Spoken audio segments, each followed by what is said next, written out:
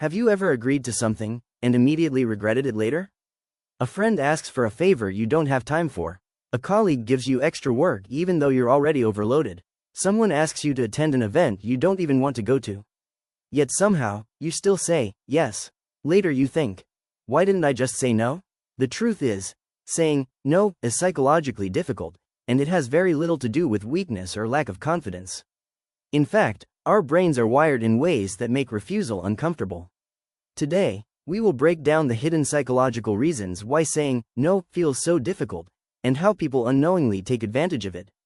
Point number 1: the need for social acceptance. Humans are social beings. For thousands of years, survival depended on being accepted by the tribe. Rejection could literally mean isolation, danger, or death. Because of this evolutionary history, our brain developed a powerful instinct: avoid rejection at all costs. When you say no to someone, your brain subconsciously interprets it as a risk of social rejection. Even if the situation is small, like declining a favor, the emotional brain still reacts as if something serious might happen. So we choose the safer option. We say yes to keep the peace. Point number 2: fear of disappointing others. Another reason saying no feels difficult is emotional responsibility.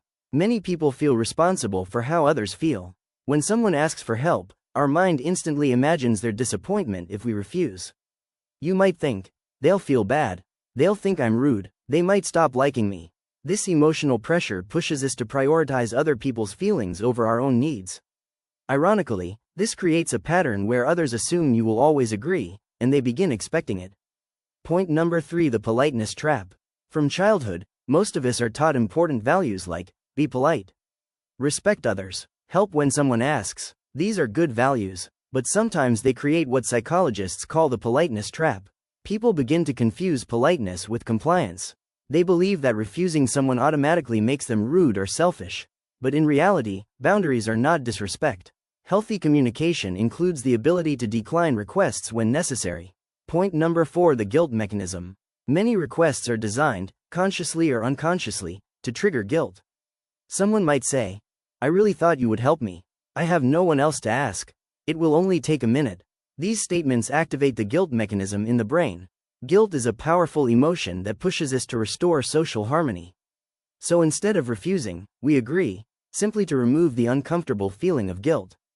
This is why people sometimes agree to things they never wanted to do in the first place.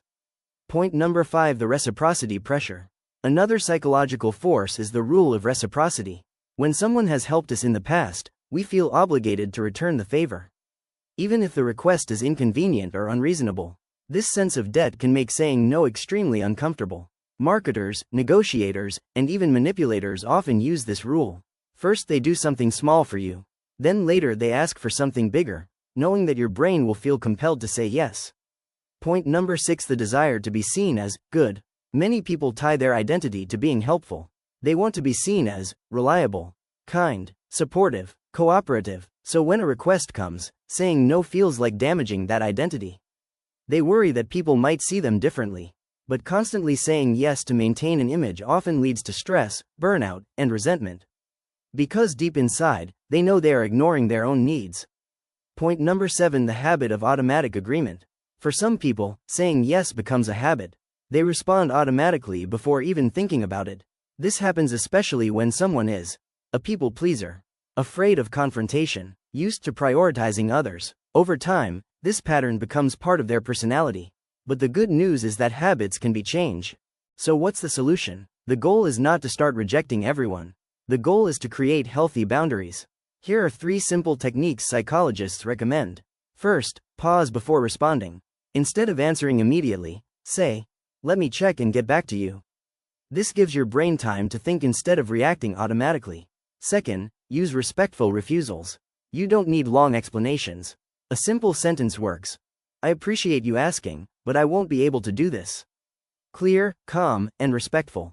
Third, remember this important truth. Every time you say yes to something you don't want, you are saying no to your own time, energy, and priorities. Boundaries protect your mental health, and people who truly respect you will respect your boundaries too. Final thought: saying no does not make you selfish. It makes you self-aware. Understanding the psychology behind this struggle is the first step toward building stronger personal boundaries. Because sometimes, the most powerful word you can say is simply, no. If you enjoyed this video, please subscribe to the channel for more psychology insights and mind-expanding content.